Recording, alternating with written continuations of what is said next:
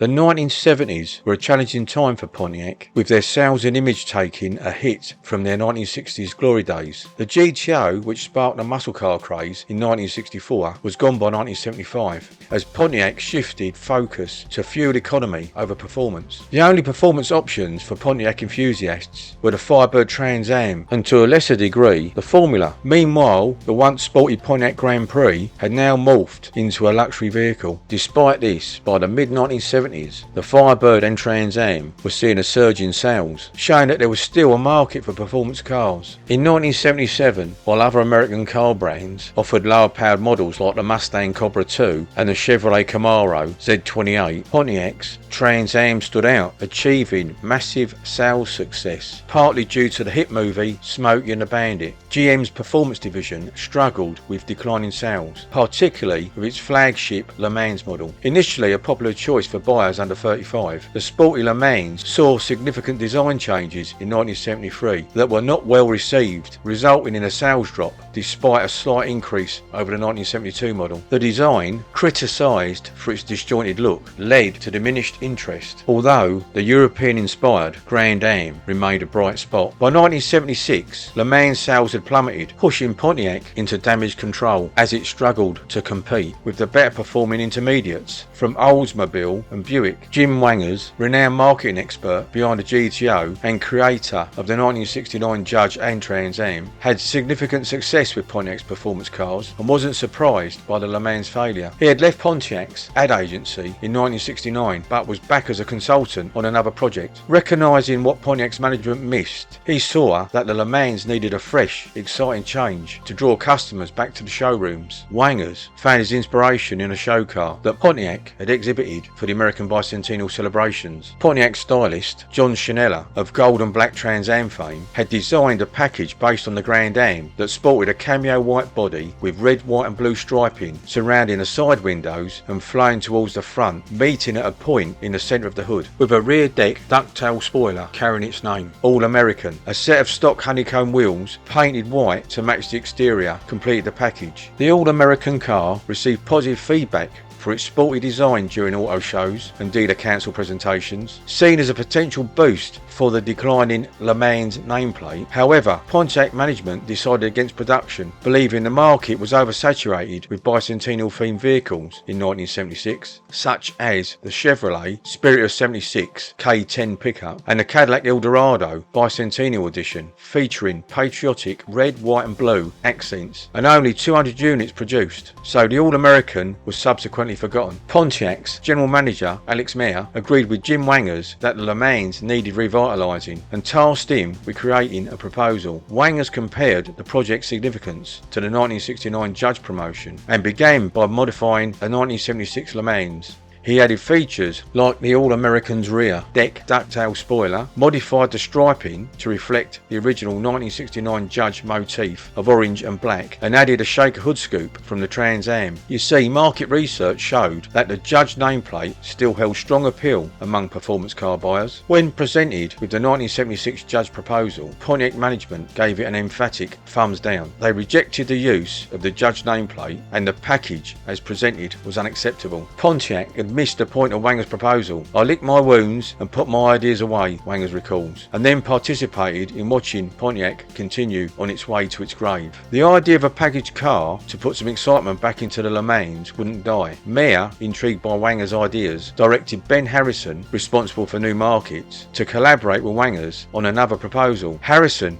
known for revamping the 1969 Grand Prix, agreed that Wangers' Judge proposal was a solid foundation. Recognising the need for Pontiac's design team's support, they revitalised the All-American concept and borrowed some styling cues from Pontiac's Formula X concept cars. The new package would focus on introducing the W72 400 cubic inch 6.6 litre engine in the LeMans for 1977. Harrison and Wangers began with a cameo white colour code 11 LeMans Sport Coupe and installed installed the All-American's ducktail spoiler. The Trans Am shake hood scoop was lifted off Wanger's Judge project since they felt it had the powerful performance image needed in this package. A 3-colour stripe of light orange, dark orange and red which flowed from the bottom of the C-pillar to the front of the car, meeting at a point at the centre of the hood. To further distinguish the car from the standard LeMans, the Grand Prix instrument panel was installed and cameo white colour code 11 accented Pontiac Rally 2 wheels were added. Working with engineering, they determined that the M40 TH400 Turbo Hydra-Matic transmission was needed in place of the LeMans TH350 Turbo Hydra-Matic transmission to enhance the car's ride and handling. Pontiac's sophisticated rally-tuned suspension RTS was added. The RTS featured higher rate springs and shocks with fat stabiliser bars in front and rear. It was also given GR70 by 15-inch steel belted radial tyres. Chanella was pleased that Harrison and Wangers had used his All-American as a base. Initially he opposed using the Trans Am shake hood scoop, but soon changed his mind, realising the crucial importance of the performance image. With both design and engineering signing off on the proposal, it was almost time to present the car to Pontiac's management for approval, and all that was now needed was a name. Harrison revisited the All-American and creatively altered one of the decals. He cut out the letters A and M and then C, A and N and rearranged them to spell Can Am. Then he had new decals made for the hood, fenders and rear spoiler. The car now had a name and a personality that resonated with power and performance. As with most Pontiac performance vehicles, they were named after various races like the Le Mans or the Grand Prix. The Pontiac Can Am was no different, taking its name from the Canadian American Challenge Cup. In the later years of the 1970s, the oil crisis had subsided, so Pontiac thought the Can Am could take off in a way that the Grand Am couldn't. Mayer approved the production of the Can Am, despite objections from his sales and production managers regarding incorporating the Grand Prix instrument panel into the Can Am, which would reduce Grand Prix production and company profits. Plans were then made to produce 5,000 Can Ams for the 1977 model year. However, due to the special modifications needed, the Can Am production would be outsourced to Motortown, Jim Wanger's company, to handle the necessary tooling for the shake hood scoop, ducktail spoiler and the Can Am's other custom features. So in 1977, Pontiac made a bold move by releasing a special edition, a 2-door performance orientated car using GM's rear-wheel drive A platform. The Can Am would essentially be the performance version of the 2-door 1977 LeMans Sport Coupe. The Can Am was initially shown at the North American International Auto Show in Detroit in January 1977, alongside the Pontiac Sunbird Sport Hatch. The Can Am would follow the slow-moving 1973 to 1975 Pontiac Grand Am, but would offer a fresh performance-orientated option. By 1977, most remaining American performance cars were generally underpowered and relied on flashy decal packages. Production began at the Pontiac assembly plant in mid-April 1977, using cameo white LeMans Sport Coupes equipped with either the W72 TA 6.6 or the L80 6.6 litre engines, a Grand Prix dashboard, RTS suspension and Turbo Hydra-Matic transmission. These cars were then sent to Motortown in a process known as interrupt shipping, where the rear spoiler, shake hood scoop and stripes were installed. The completed cars were then shipped back to Pontiac for distribution to their dealers. The Can Am option package, RPO code WW3, included an exterior that was exclusively available in cameo white, colour code 11, featuring a blacked out grille assembly and chrome bumpers with protective rubber strips on both front and rear. The decal stripes came in 3 shades or tritone, using light orange,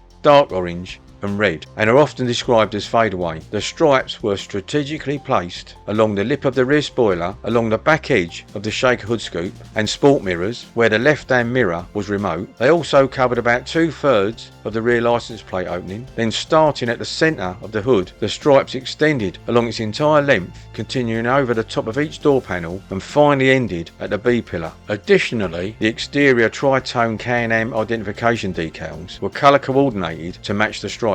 They were located at the rear end of the front fenders above the model badges, on the right side of the rear deck between the license plate and the rear lights, and above the left headlamp in front of the hood opening, just above the standard Pontiac emblem. The Can Am also featured a contrasting black lower body that extended from front to rear, including a black painted rocker panel. For that sporty appeal, Can Ams came with louvered quarter windows and were also available with a sunroof, option CA1 for steel and CF5 for glass. The Can Am standard wheels were colour matched cameo white 15x7 Rally 2s with chrome trim rings. As an upgrade, the Can Am could be equipped with cameo white accented snowflake aluminium alloy wheels from the Trans Am, option YJ8. Both wheel options were fitted with GR70 by 15 inch steel belted radial tyres. These cars also received a unique Can Am interior ID, which was mounted on a glove box and mirrored the exterior emblems. The standard interior featured bench seats, upholstered in vinyl with a column shift transmission. Option A51 provided front bucket seats, while option D55 added a centre console, and together were the most popular choice. Option D55 couldn't be paired with a bench. Some buyers opted for just the bucket seats while retaining the column shift, while others didn't realise that the floor shift was a separate option, using either RPO code M35 or M40, and so ended up with bucket seats and a centre console but no floor shift. Interior trim colour options mirrored those of the base LeMans, featuring Firethorn red colour code 36, black colour code 19, white colour code 11 and tan colour code 61, with Firethorn red being by far the most popular choice. The Can Am came standard with the Grand Prix's new instrument panel, featuring a wraparound cockpit design using African crossfire mahogany on the instrument assembly with a rally gauge cluster. Popular options for the dashboard included a custom sport steering wheel, option N31, an option WW8 which replaced a clock for a tachometer. The Can Am had only two engine options, the Pontiac W72 or TA 6.6 and the Oldsmobile L80 or 6.6 litre. The Pontiac W72 was a 400 cubic inch 6.6 litre V8 overhead valve engine with two valves per cylinder, equipped with a Rochester Quadrajet 800 CFM 4-barrel carburetor and rated at 200 horsepower. The W72 was a top performer of its time and featured in the 1977-79 Firebird Trans Am and Formula. Despite its official 200 horsepower rating by Pontiac, the National Hot Rod Association (NHRA) claimed it actually produced 260 horsepower. The Oldsmobile L80 was a 403 cubic inch 6.6 litre overhead valve engine with two valves per cylinder, also equipped with a Rochester Quadrajet 4-barrel carburetor, but this time 750 CFM. The Oldsmobile 403 small block produced 185 horsepower. Due to emission standards, Can Ams sold in either California or high altitude areas were given this engine. The Can Am was equipped with the shaker hood scoop from the 1970 to 1976 Firebird Trans Am and featured tri-tone decals. These decals displayed either TA 6.6